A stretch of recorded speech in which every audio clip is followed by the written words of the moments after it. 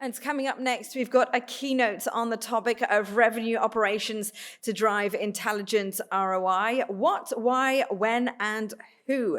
Delivering consistent and predictable ROI from all marketing activities is a primary goal of all marketing teams. However, it's no walk in the park. Why so? Well, let's learn from the best. And I'd like to welcome up to the stage Harshal Patil. He's the CEO and founder of BTB Venture Group, who will enlighten us on the subject. Asia's top marketing leader and most inspiring marketing guru of 2020. Harshal is helping other companies in scaling their top line sales and setting up sales enablement. So, Harshal, please come up to the stage.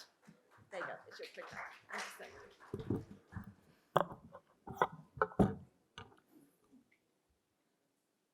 Thank you, Ima, and your energy is always contagious for all of us. Good morning, ladies and gentlemen, and I'm again glad to be with you. So I really wanted to yell woo because it's a huge conference, and I want you guys to give a round of applause for yourself for making this effort. So I had a great pleasure of meeting you guys, and certainly exchange a lot of insights out there. And I also want to thank you, the organizers for pulling out a successful event out here. So my name is Harshal Patil. I am the founder of BTB Venture Group, and we are on a mission of optimizing the customer acquisition cycle by 60%. So today I'll be talking about driving intelligent operations and intelligent ROI through revenue operations actually. And for certain reasons, revenue operations is a very important, and the reason is turnover is vanity, profit is a sanity, cash is a reality, and RevOps is a king. Okay, and that's the main elephant in the room that I want to address. And it's not about valuations. Revenue is not about valuations. It's about making a real revenue out of it. And I'm not a fan of valuation without revenue. So before that, a quick questions that we need to ask. What if we as a leader couldn't develop an expansive skill set to manage the revenue operations? What if we couldn't manage the silos between the sales, marketing, and customer success? What if we really couldn't measure the costs behind the granular aspects of sales and marketing? And today I would like to let you know that how can we do it, why we should do it, when we should do it, and overall objectives about it. In 2019 as well, I spoke in the same conference about the RevOps, but today I will add a little bit more spice into it because over the period of time, a lot of things have evolved. So when is the right time to build RevOps team inside your organization? Why it is essential, and what are some of the best practices? So that is also something is the main agenda of today's discussion. So before I begin this session, I would like to ask a very quick question. How many of you know about the RevOps as a term? I think surprisingly only one person out there. So I think this session will not bore other people for sure. And my second question is to you only. So have you implemented RevOps within your organization? Some of them. Okay, perfect. Thank you. I appreciate your reward. So according to a report by IDC, businesses lose almost 30% of their inefficiencies in revenue operations workflow. And to ride on this wave, businesses would need to get more efficient in revenue operations and go predictably to put themselves on the hyper growth trajectory. Organizations are beginning to look at the new way to manage the revenue, which is a RevOps, which revolves around holistically breaking down all the organizational silos and manage the revenue across entire organization. And when I say silos, I'm sure you must have noticed sales team is working different, they have different KPIs. Marketing team works different, they have different KPIs. And on top of it, customer success working as a totally a different entity altogether. RevOps is bringing in an alignment between these three departments and get them on one single platform and reduce the silo out there. And surprisingly, you will be surprised with this particular number. 36% of the companies who have been successful have already implemented matured RevOps processes within their organization. And according to some of the recent reports that have came out, the only reason behind companies not being able to scale up is they haven't implemented RevOps within their organization. So it also depends on large degree on the mentality of how much the leadership is involved in this overall process. So to quote Ref, no matter how brilliant your mind or strategy, if you are playing a solo game, you will always lose out to a team. So RevOps is, guys, much more than organizational design. It is way beyond organizational design. It is not just the tree map, the roadmap that we usually carve out with the titles. And all bets are off, if revenue operation is seen purely as a organizing model out there. And there is a fundamental cultural shift that we really need to make while implementing RevOps within the organization. So I have one more question to you. So how many of you know any tool that connects holistically the sales, finance, and marketing and customer success on one particular platform? How many of you know? Just you can raise the hand. HubSpot is the one. Perfect. So my point over here is, suppose if we combine selecting the optimal and appropriate operating model with a revenue operations mindset that buys into the operations resource. In that particular case, organizations have the potential for fundamental transformation to tackle some of the persistent challenges. Some of the challenges that companies have been seeing is tech stack planning, demand generation, lead generation within the overall go-to operations.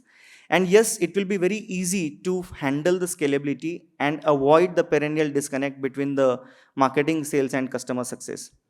So when do you know that it is a right time to build a RevOps inside your organization?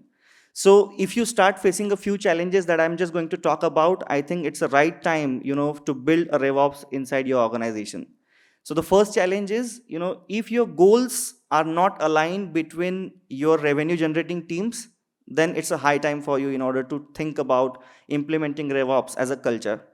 Second, if your predictive revenue target versus the actual revenue that you have earned varies every quarter, then in that particular case as well, you need to think about implementing a RevOps.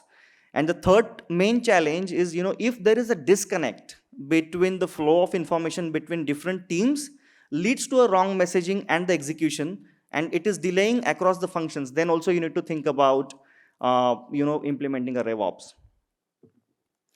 Now, this is a very important slide. I'll just get back to you on this. But before that, the organizations that would align and achieve, this RevOps into their overall practices, then they will see, transformation in 3 departments. So first is the marketing. If they implement a RevOps methodology in a right way, they will be able to see the high campaign ROI, improved conversion rates. They will have, they will dissolve the attribution arguments.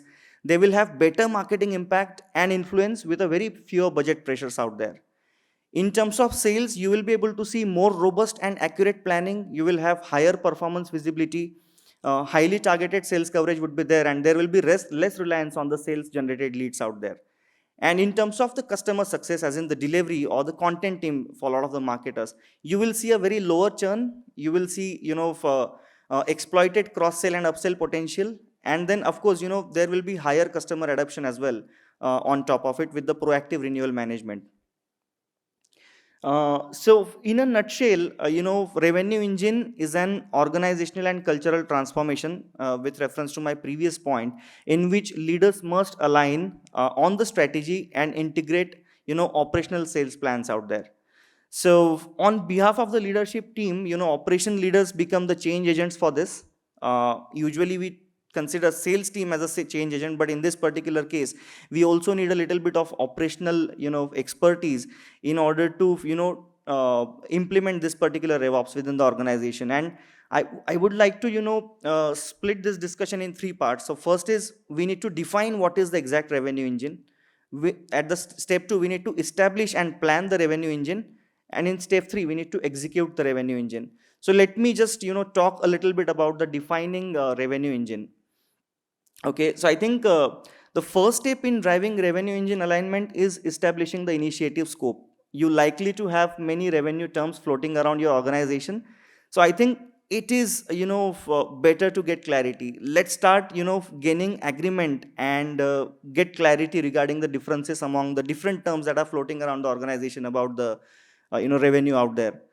At step two, while executing the revenue engine, it's a combination of people, processes, and systems that drives the conversions of the prospects to customer, and it also increases and maximizes the customer lifetime value.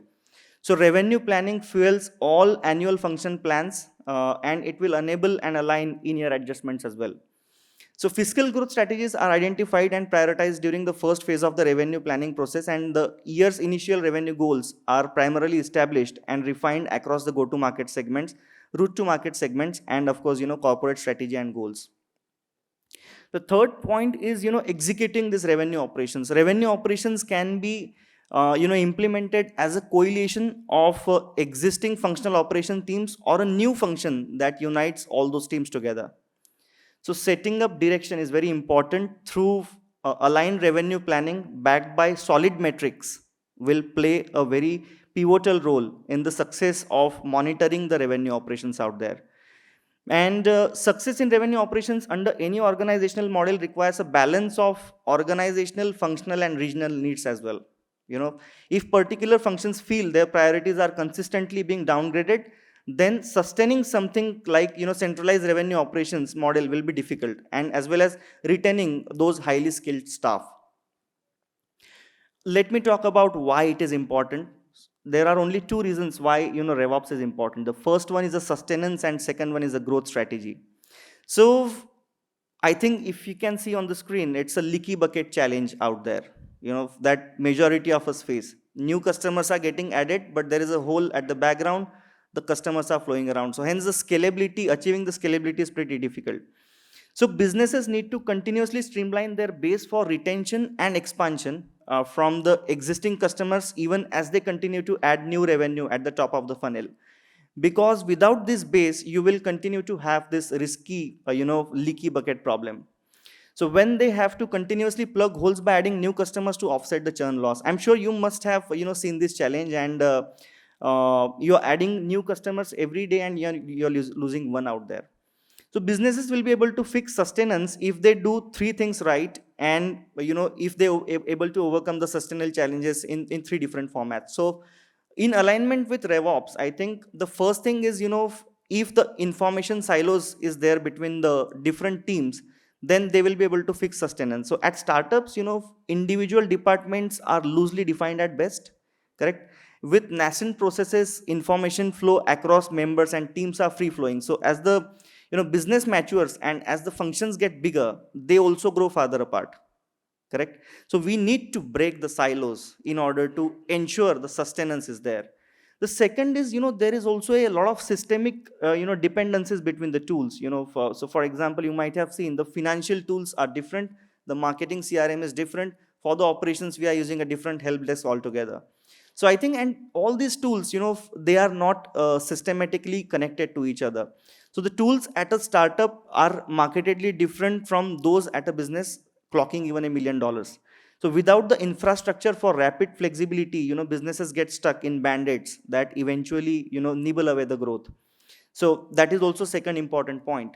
And the third one is, if there is a workflow gaps between the how processes are set up currently in your marketing team. So multiple organizational departments scale at different rates and different time as well. So having multiple team bound together by systems and processes in the way of each function scaling independently to each other actually.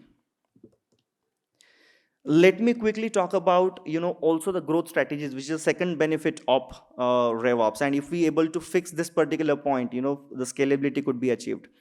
So while plugging in the inefficiencies, it is also important to be able to switch terrains and tap into multiple revenue streams to grow consistently.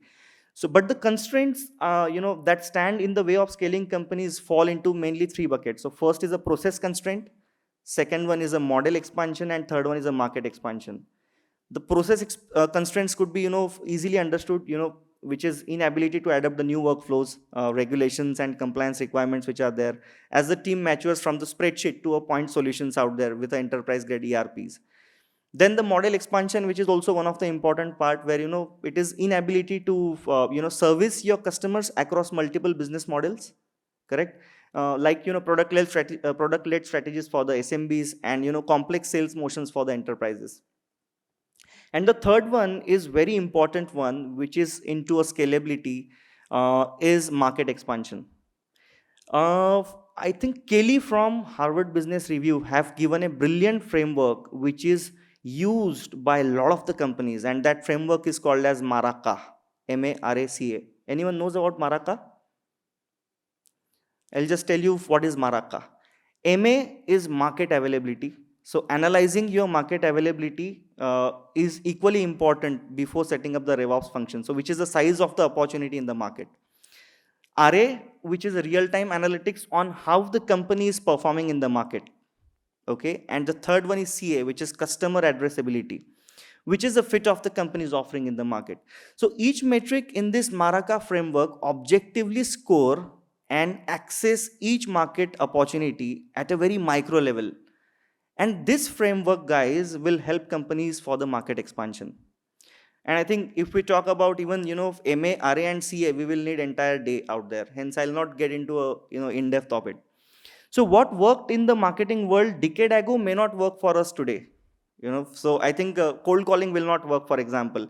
And I think we really need to understand the skills of our employees before implementing it, and decide if we need to outsource any marketing work out there. Let me elaborate a little bit and stay on this particular point for a bit. That what are few challenges of market expansion? Okay, so to help businesses succeed, we must figure out how to target the right audience, reach them with the right content, and convert them to a customer level. So it could be a time for overhaul if you are not getting new customers with your current campaign. So look at your campaign and think about how you are targeting your audience. Are you trying to target an audience that is just too large? Dial it back and target your local audience if it is required. Or is the campaign imagery not lining up with the demographic? That is also one of the challenge out there. So we need to try out the new test cases to see if we can get a better response from any of the campaign out there. And for this, training your marketing team is an ongoing effort.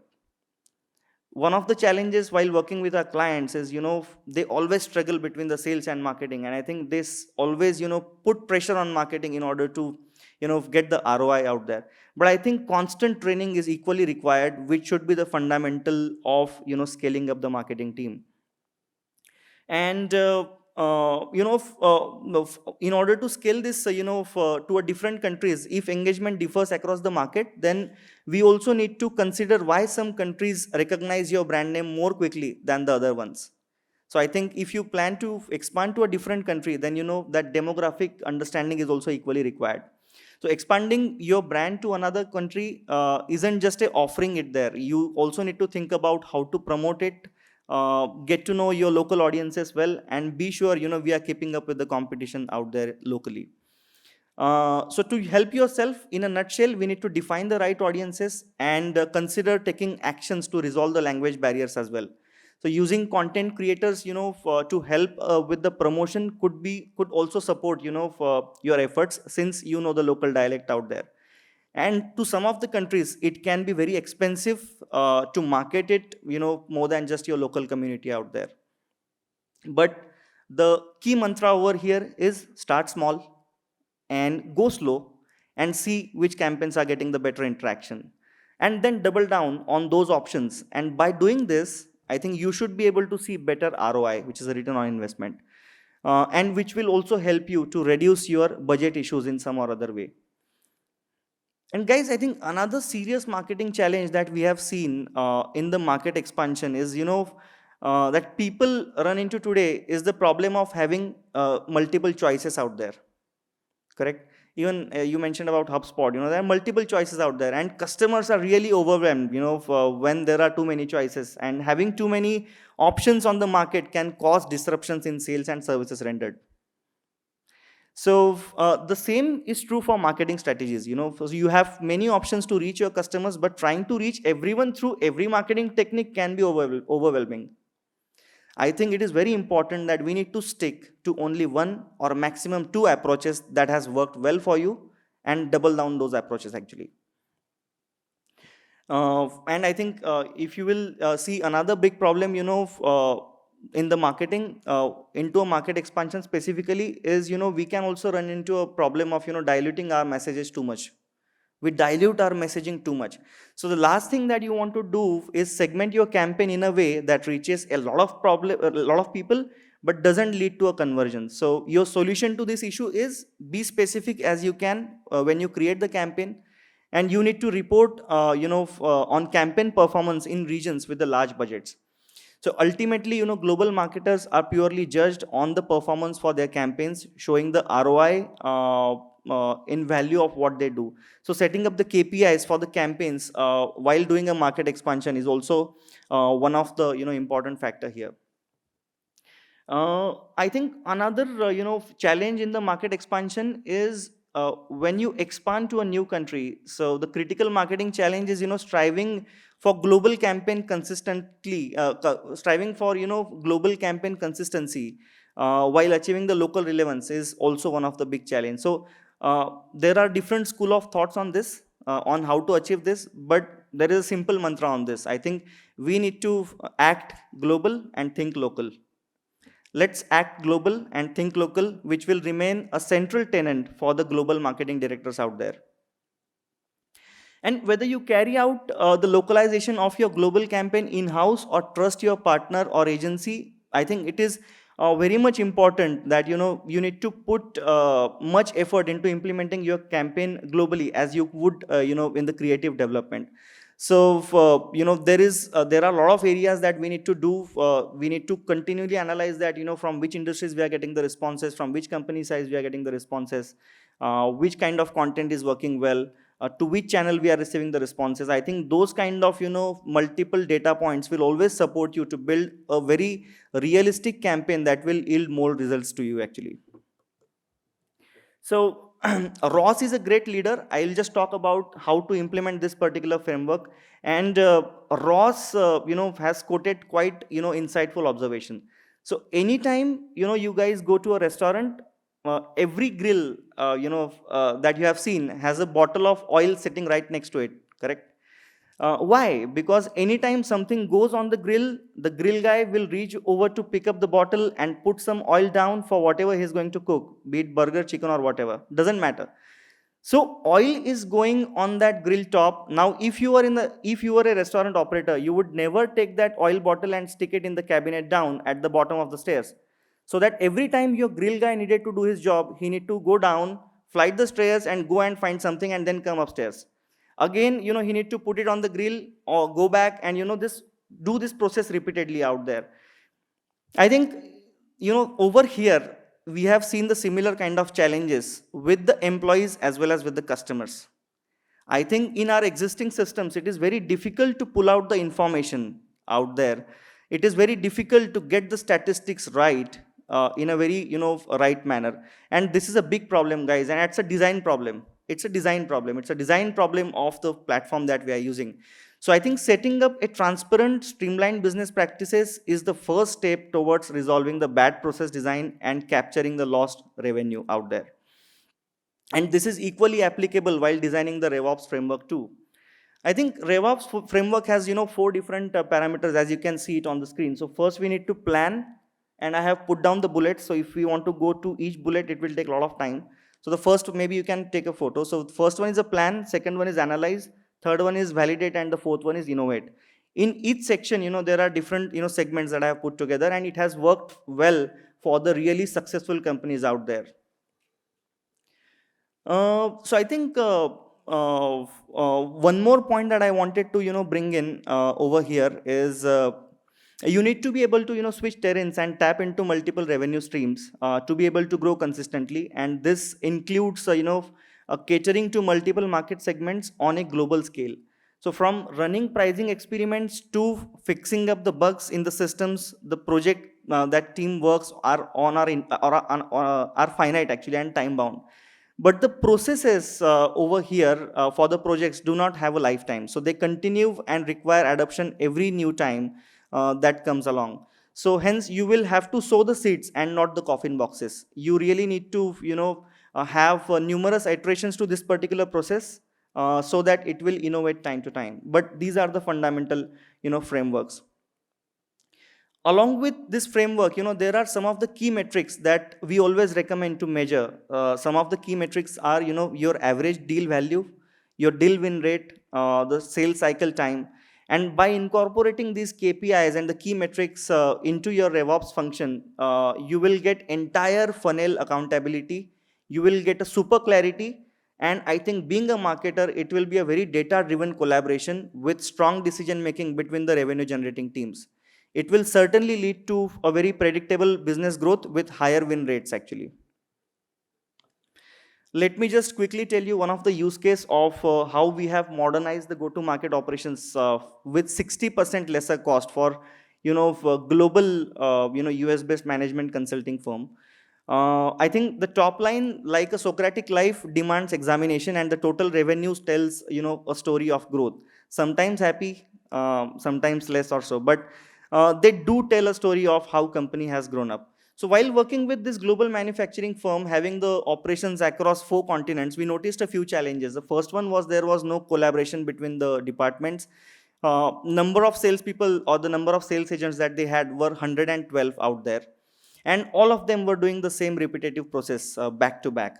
So we've closely worked with this the CEO and the founders of this particular company. We have brought in a lot of the consolidation. We transformed the process. We re-engineered entire marketing processes that they had. And currently, if you see the statistics, right now they only have 12 salespeople out there in their team. We haven't cut down anything, but I think we modernized the approach. We have taken a very strong route in order to define the business activities based on their revenue targets. We identified a very strategic initiatives, and all this was managed on one particular analytical dashboard with 34 different data points. We continually analyze that who is responding well, what kind of leads have the high scores, which kind of sales rep is taking on what kind of leads.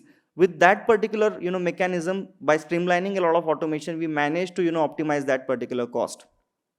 So at the end, I have only a few recommendations out there to sum up this particular discussion. The first important key recommendation is we need to define the revenue operation and their core values.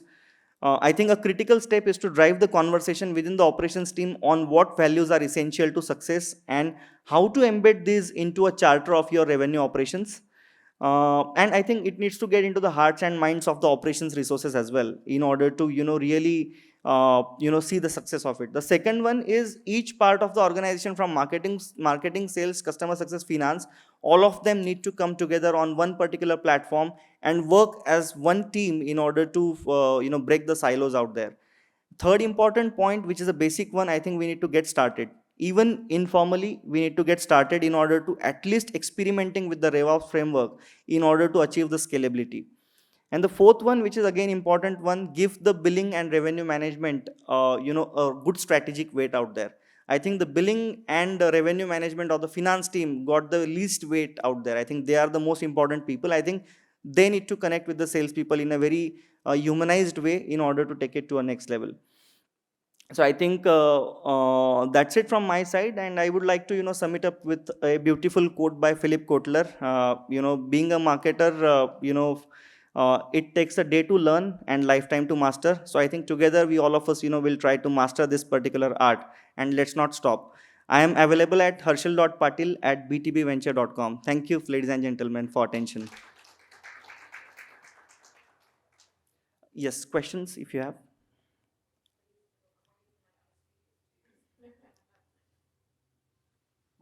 Hello. So, what do you think is a minimum size of company, or let's say a sales team or a marketing team, to actually go ahead and implement this kind of strategies, DevOps and everything else? Can you repeat it? What do you think should be the minimum size of a sales team or a marketing team in a company to actually go ahead and see the leaky funnels and everything else and come up with a RevOps and other Correct. strategies? So in fact, surprisingly, there is one company, they only had 3 members. One is handling the finance, other one is handling the sales, and third one is handling the operations. Still, they have the RevOps framework.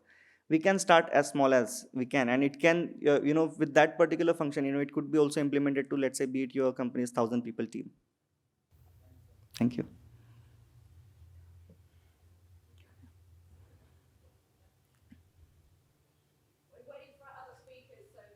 Yeah, just a small one. Okay, Harshal, we are the HubSpot Platinum agency in India. So my question is, RevOps actually revolves around the sales, the flywheel. But people still talk about the funnel. The funnel is wherein you have the customers coming on the top and just going down. But flywheel is something where you talk about customer retention. But still, the discussions that I've heard so far, no one has talked about the flywheel. Everyone is talking about the funnel. So unless you come out of that traditional school of thought, RevOps is something that cannot be implemented. So what are your thoughts? What do you think people should adopt and talk about the flywheel, wherein you talk about attract, engage, and delight your customer? And in the old school of thought, that is the funnel, you talk about attract, engage, and convert. Correct. So the difference is between the convert and delighting. And when you delight someone, it's like a rotational thing that customer retention increases. Correct. So what? Yeah, I think this is a pretty interesting one, and I think funnel was way discovered back in 90s, and maybe I think being marketer we need to adapt and change and learn these new methodologies out there in order to improve the marketing as a holistic process out there. RevOps is a pretty new one, and I think a very few people know about it. I think. But the overall flywheel, as you mentioned, I think it is going to play a very big role in order to scale the operations as well. I think over there, the full funnel accountability is equally required. It's not just about, getting a deal and close it. I mean, the life doesn't end there. I think, all the silos needs to come together and build that particular operational, flow out there. So I think maybe continuous learning is one of the, recommendation.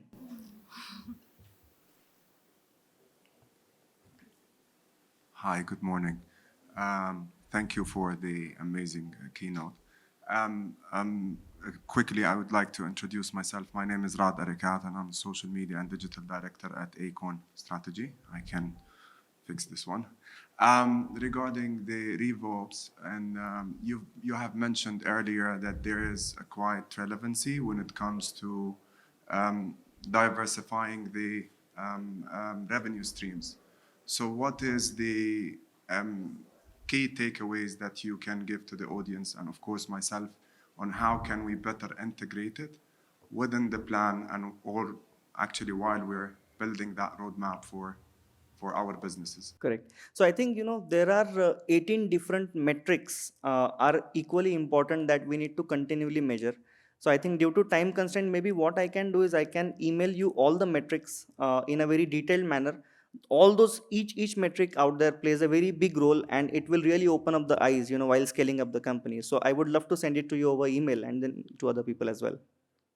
Appreciate Thank you. Thank you. Thank you so much, Harshal.